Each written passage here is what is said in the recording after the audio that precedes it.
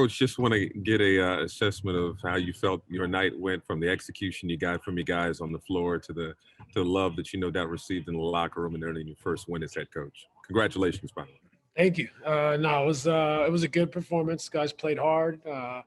In particularly, I thought defensively did a lot of good things, a lot of carryover from training camp and film. Steph creates a lot of problems out there, and I thought we did a really good job consistently on him, just making it difficult, not falling asleep, and so I was proud of the guys defensively, and that's the number one thing. And they deserve this. We got a lot of guys who can play, a deep team, and they continue to come in and play hard and try to play the right way. So it was an excellent first outing. Greg Logan, Newsday. Following up on that defensive performance, is it surprising that it's coming along so quickly? You not only held Steph to 7 of 21, but Wiggins to 4 of 16. So their top two guys shot really poorly tonight. Yeah, I mean, we can take a little bit of credit, but some of it is make or miss. Some nights they go in, some nights they don't. Wiggins had some open looks he didn't make that he may make. I thought our defense was solid overall and a step in the right direction. But I don't want us to take too much credit for some of the shooting nights that they had. On a different night they may have knocked some of those down and it looks a little different. But overall, it was really solid. Not a ton of mistakes. Really diligent with our principles and game plan. So I was proud of him. Brian Lewis, New York Post.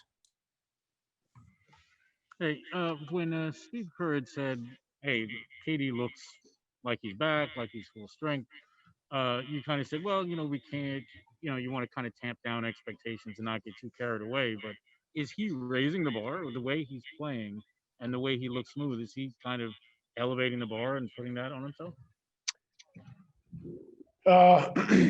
Yeah, I mean, I think like I said, all I'm saying is that, it's a big, big difference from taking 18 months away from the NBA to coming back into the NBA with everything he's gone through. So he looks like Kevin, he plays like Kevin, but I don't want to, start making expectations of him until he gets going and gets, some games and some rhythm under his belt and adapts to playing three and 4 nights and, playing almost every other night for a stretch.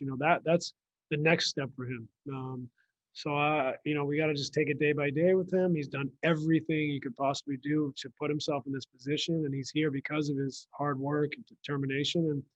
And, I just don't want to necessarily expect that every night's going to be amazing. His off nights are amazing for most people in the league, but, he needs time to adapt still. Alex Schiffer, The Athletic.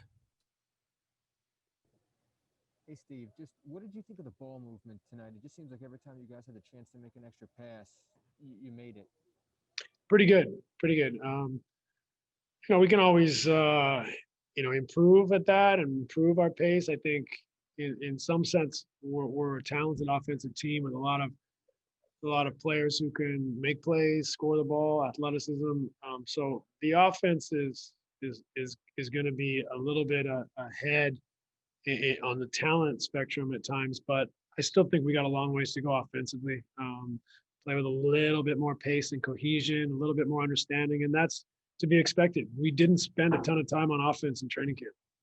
We got a lot of work to do, and that's going to be a continual process. Christian Winfield, New York Daily News. Hey, Coach, piggybacking off of that, you're saying, you have a lot of work to do on the offense, but you come out and hang 40 points on them in the first quarter. I mean, obviously, yes, defense is a priority, but do you get the sense that this team can string together an offense that can be one that you can win games off of? For sure. I mean, I'd be lying to say we're not blessed with a lot of great offensive players and depth, a lot of shooting. So we should be able to score the ball. That shouldn't be a problem. But we just got to continue to refine and be efficient. As the season goes on, teams are going to get better. It's been a very short training camp. There's been a lot of people coming into camp not in their best condition, and then all the different things that go into this. This season in a pandemic, I think, is going to show teams that are a little bit behind what we normally would be. So as teams get better, ourselves included, and tighten up. We're going to have to be more efficient. And so that's what all I'm saying is that we got a lot of work to do there as well. But we have talent and we can score. But that's not, we don't rest on our laurels with that. Malika Andrews, ESPN. Hey, Steve. A lot of players, now coaches, are weighing in on this. Kevin Durant is back to his pre-injury form.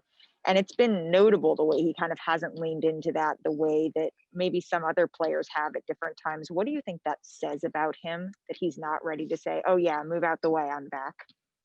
I think he has, an eye for the long game. He realizes a lot of steps still to be taken. And I think he is enjoying the process. I think he's really grateful to be back on the floor. He's missed it tremendously. The amount of love and passion he has for the sport. He's attacked his rehab that way. So I think he's just enjoying, his health, his ability to play in the NBA again.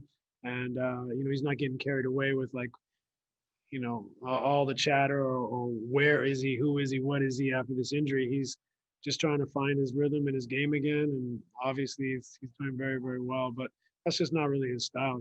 He's a great teammate, great team player, wants to make the right plays. He's not out here trying to win a scoring title. He's just trying to play the right way. So, we're fortunate to have a player of his caliber, but also a player of his character.